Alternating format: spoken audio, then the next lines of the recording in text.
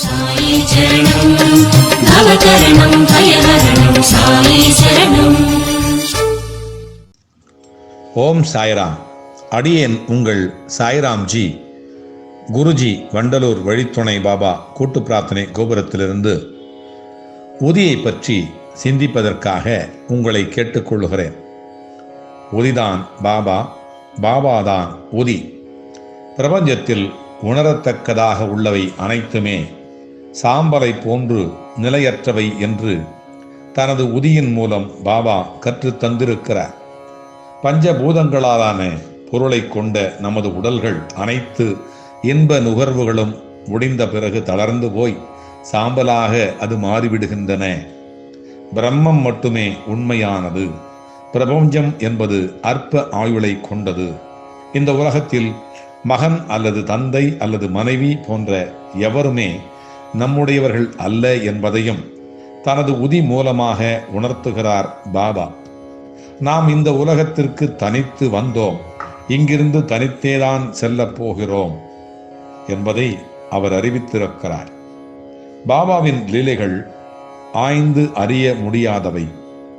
பக்தர்கள் எவ்வளவு ஆழமாக செல்லுகிறார்களோ அவ்வளவு தீவிரமாக அந்த தெய்வீக அன்பிலே மூழ்கியும் விடுவார்கள். 1918 ஆண்டு அக்டோபர் மாதம் 15ஆம் தேதியன்று பாபா சமாதி அடைந்து தனது ஸ்தூல சரீரத்தை துறந்தார். பிறகு அவரை தொடவோ அவரது உருவத்தை காணவோ முடியாத அவரது பக்தர்கள் அவரது இறப்பினால் பெரும் துயரத்தை அடைந்தார்கள். ஆனால் கருணையும் இரக்கமும் கொண்ட பாபா தனது நினைவாக பக்தர்களுக்கு உதி என்கின்ற புனிதமான பொக்கிஷத்தை விட்டுவிட்டு சென்றிருக்கிறார். பக்தர்கள் நடுவே விபூதி என்று அழைக்கப்படும் உதிதான் மனித குலத்திற்கு பாபா அளித்துள்ள தலை சிறந்த அருட்கொடை. பொருள் சார்ந்த உலகத்தை விட்டு சென்றாலும் கூட நமது நல்வாழ்வையும் மகிழ்ச்சியையும் குறித்து அவர் ஆழ்ந்த அக்கறை கொண்டிருந்தார். எனவே தனது குழந்தைகளான நம்மை உதியினால் ஆசீர்வதித்திருக்கிறார். உதி பாபாவின் மறு உருவமேதான். இந்த விபூதியில் பாபாவின் ஆன்மா நிறைந்து நீக்கமர நிறைந்து உள்ளது. அவர் சமாதி அடைந்து பிரபஞ்ச ஆன்மாவுடன் ஒன்றிணைந்து விட்டாலும் தொட்டு உணரக்கூடிய வடிவத்தில் அவர் இவ்வுலகத்தில்தான் இருக்கிறார். பாபாவின் இந்த வடிவம், அதாவது உதி, அவரது தெய்வீக இருப்பை கொண்டு நிரந்தரமாக உயிர் வாழ்கிறது. தனது குழந்தைகளின் நல்வாழ்வுக்காக புனித உதி வடிவத்தில் இன்றும் அவர் வாழ்ந்து கொண்டிருக்கிறார். அவரது இருப்பை உணரக்கூடிய அதிர்ஷ்டம் படைத்தவர்கள் இதனால் மிகுந்த பலனை அடைந்து வருகிறார்கள் என்பதுதான் உண்மை. பாபாவின் உதியை பாபாவாகவே கருதிய ஒரு தீவிர பக்தரின் உண்மையான அனுபவம் இது. பார்ப்போமா? பாபாவின் பக்தரான ராஜன் புரோஹித் என்பவரை பற்றிய அழகான லீலைதான் இந்த கதை. அவரை ஒரு நண்பர் மூலமாக சந்தித்தேன். பார்த்த உடனேயே பிடித்து போய் அவரை ராஜன் பையா, அதாவது அண்ணா என்று நான் அழைக்கும் அளவிற்கு அவரது சுபாவம் அன்பும் பாசமும் கொண்டதாக இருந்தது. அவரை எவரேனும் சந்தித்தால் தனது சாகியை பற்றி அவர் மணிக்கணக்கில் பேசுவதை கேட்டு நிச்சயம் புன்னகை செய்வார். பாபாவுடன் அவருக்கு ஒரு விசேஷமான பிணைப்பு உண்டு. பாபாவுடன் அவர் சண்டையிடுவார், அவரை பார்த்து கத்துவார், அவரை புதா, அதாவது கிழவர் என்று கூட அழைப்பார். ஆனால் கற்பனைக்கு எட்டாத அளவிற்கு பாபாவின் மீது அவருக்கு நேசம் உண்டு. ஒரு ஆண்டில் ஷீரடிக்கு 12 முறை செல்கிறார். ஆகா, வியக்க வைக்கின்ற பக்தி! எந்த அளவிற்கு பக்தி பாருங்கள்! ராஜன் பையாவுக்கு கார்த்திக் என்றொரு சிறிய இனிய மகன் உண்டு. அவன் இப்பொழுதுதான் நடக்க துவங்கி இருந்தான். பையாவின் வாழ்வை ஒளியூட்டிய சின்னஞ்சிறு மகன் தனது கண்களில் ஒளியோடு பையா சொன்னார், என் அன்பான கார்த்திக்கோடு இருந்தால் நேரம் போவதே தெரியாது. அவனது கவர்ந்திழுக்கும் புன்னகையில் களைப்பும் சோர்வும் ஓடியே போய்விடும். எங்கள் வாழ்வில் அவன்தான் பாபாவின் மிகப்பெரிய ஆசீர்வாதம் என்று சொன்னார். பிறகு பிறந்தது ஒரு காலை வேளை. குடும்பம் முழுவதற்கும் ஏற்பட போகும் சோதனைகளுக்கும் துன்பங்களுக்குமான ஆரம்பம் திடீரென்று கார்த்திக்கினால் அந்த தளர் நடை மேற்கொள்ள முடியாமல் போயிற்று. அவனால் தனது சின்னஞ்சிறு பாதங்களின் மீது நிற்கக்கூட முடியவில்லை. விதிவசமான ஒரு நாள் இந்த 1.5 வயது குழந்தைக்கு வந்திருப்பது ரிக்டெக்ஸ் என்னும் நோய் என்பதை கண்டறிந்தார்கள். அவனது சிறு பாதங்களின் மூட்டுக்கள் பாதிக்கப்பட்டு பாதங்கள் உள்நோக்கி வளைய துவங்கிவிட்டன. குழந்தை தளர் நடையிட்டதால் ஏற்பட்ட கொண்டாட்டங்களிலெல்லாம் ஒரே நாளில் வேதனையும் வருத்தங்களுமாக மாறிவிட்டு போயிட்டது. ஓரிரு வருடங்கள் சென்றன. ஆனால் நோய் என்னவோ மோசமாகிக் கொண்டே வந்தது. இயன்றவரை ராஜன் பையா அத்தனை மருத்துவர்களையும் கலந்தாலோசித்தும் எந்த பலனும் இல்லை. கார்த்திக்கு எந்த மருத்துவ சிகிச்சையும் உதவவில்லை. குழந்தையின் மூட்டுக்களை சரி செய்வதற்கான அனைத்து முயற்சிகளும் தோற்றுப்போய் ஆற்றாமையே சூழ்ந்தது. குழந்தை குணமடையும் வாய்ப்புகள் இருப்பதாகவே தெரியவில்லை என்று மருத்துவர்கள் சொன்னது மிக மிக மோசமாக அவர்களை தாக்கிவிட்டது. அவனால் இனிமேல் நடக்கவே முடியாமல் போகலாம். மிக குறைந்த வயதிலேயே அவனது மூட்டுக்களை நோய் தாக்கிவிட்டதால் நம்பிக்கைக்கு வழியே இல்லை என்று சொன்னார்கள். இந்த செய்தி குடும்பத்தாரை கலங்கடித்தது, நொறுங்க வைத்தது. தங்களை தேற்றிக் கொண்டு அதுவரை அவர்களுக்கு இருந்த நம்பிக்கையும் தகர்ந்து போயிற்று. பல பிரபலமான மருத்துவர்களிடமிருந்து வந்த இந்த முடிவான கருத்து அவர்களின் நம்பிக்கையை இரக்கமின்றி பறித்து சென்று விட்டது. தலைவலியும் திருகுவலியும் தனக்கு வந்தால்தான் தெரியும். நிராதரவாக ஒரு குழந்தையை கையில் வைத்துக் கொண்டிருப்பது எத்தகைய வேதனையையும் வலியையும் தரும் என்பதை அனுபவித்தவர்களால் தான் இத்தகைய துயரத்தில் இருக்கும் பெற்றோருடைய நிலையிலிருந்து அவர்களை புரிந்து கொள்ள முடியும். ஆனால் மருத்துவர்கள் தான் பாபா தான். அவரே ஒளி, அவரே உறுதியான எண்ணம், அவரே நம்பிக்கை. நமதொருமை ராஜன் பையா மருத்துவர்களின் முடிவால் கண நேரம் சோர்ந்து போயிருக்கலாம். என்றாலும் பாபாவிடம் அவர் கொண்ட நம்பிக்கை என்னவோ எப்பொழுதும் போல உறுதியாகவே இருந்தது. இந்த சம்பவத்தை என்னிடம் அவர் விவரிக்கையில் சொன்னார்.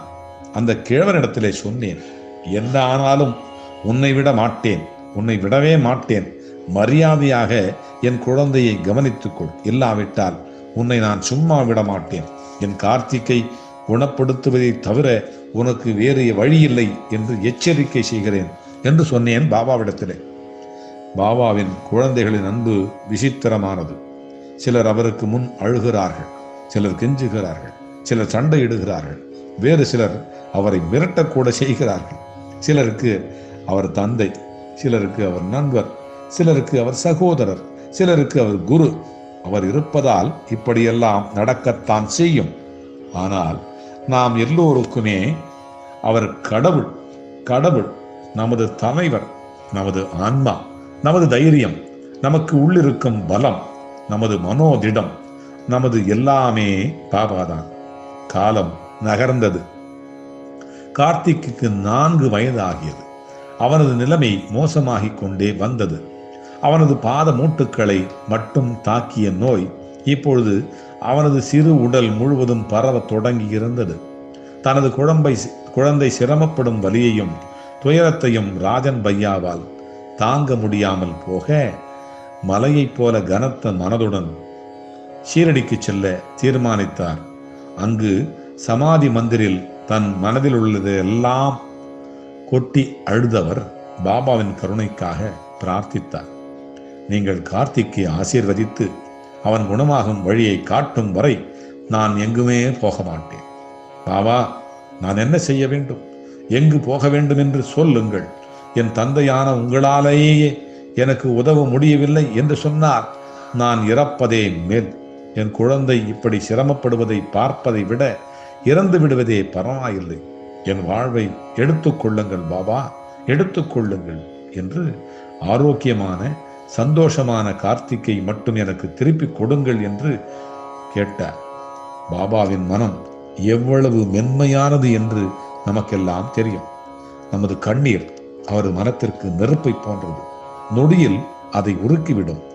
ராஜன் பையாவின் கண்ணீரும் இதற்கு விதிவிலக்கு அல்ல. இருண்ட பாதையை விட்டு பிரகாசமான பாதையை அவருக்கு காண்பித்தார். நமதருமை பாபா, நான் முன்பே கூறியபடி பாபா எந்த வடிவத்தில் வேண்டுமானாலும் நம்மிடத்திலே வருவார் என்று சொன்னதுபடி எந்த ரூபத்திலும் அவர் வருவார். அது மனித வடிவாகவும் இருக்கலாம், அல்லது சக்தி மிகுந்த ஒரு எண்ணமாக கூட இருக்கலாம்.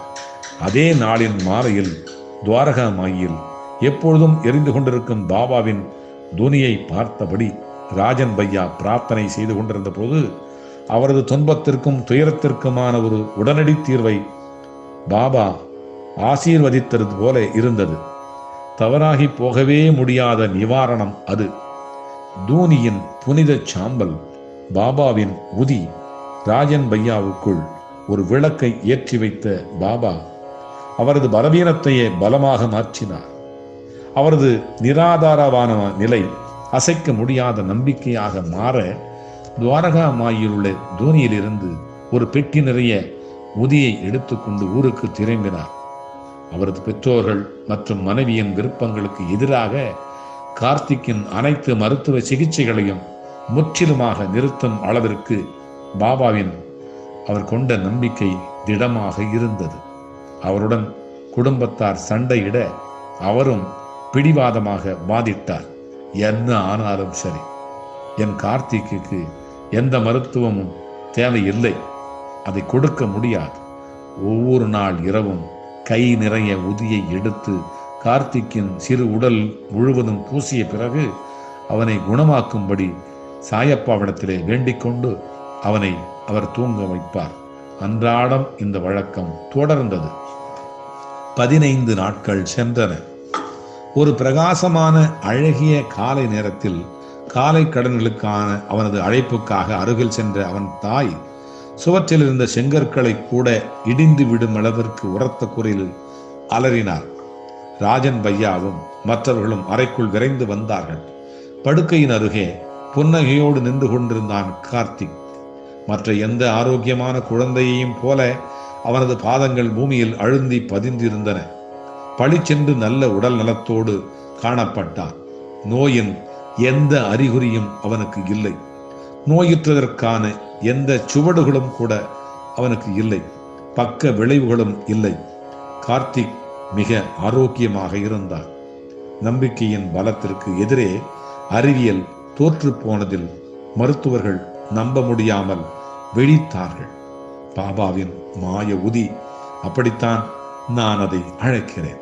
மாய உதி, மாய உதி என்று தான் அழைக்கிறேன். தனது அற்புதத்தை மறுபடி வெளிப்படுத்தி விட்டது.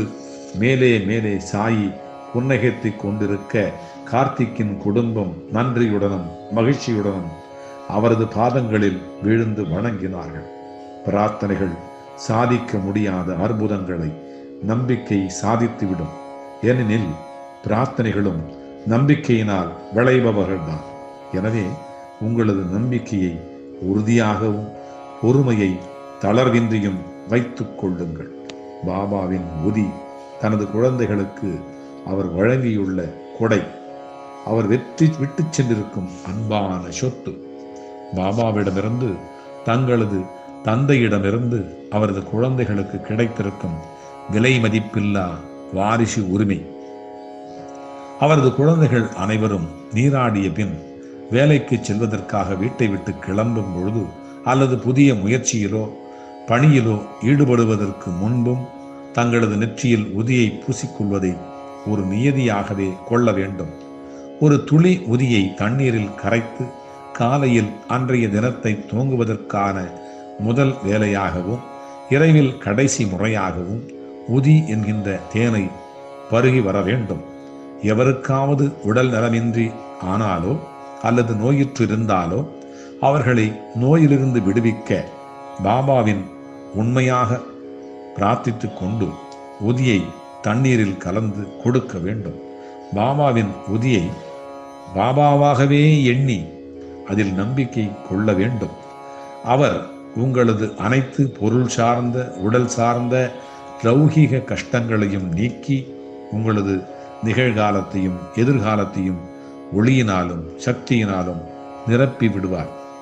இப்படித்தான் நம்முடைய வழித்துணை சாயப்பா கூட்டு பிரார்த்தனை கோபுரத்திலே பேச முடியாத, நடக்க முடியாத, இந்த மாதிரி குழந்தைகள், ஒரு ஸ்பெஷல் சைல்டு என்று சொல்லக்கூடிய வித்தியாசமான குழந்தைகளை இங்கிருந்து பாபா தன்னுடைய உதவியினால் சரி செய்து அனுப்பி கொண்டிருக்கிறார்.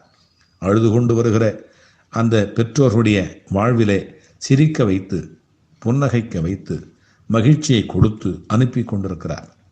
வாருங்கள், பாபாவினுடைய உதியை பருகுவோம், பாபாவினுடைய மேன்மையை சொல்வோம், பறைசாற்றுவோம், நாமும் மேன்மையாக வாழ்வோம். ஜெய் சாய்ராம். சாயி சரணம், பவகரணம், பயஹரணம்.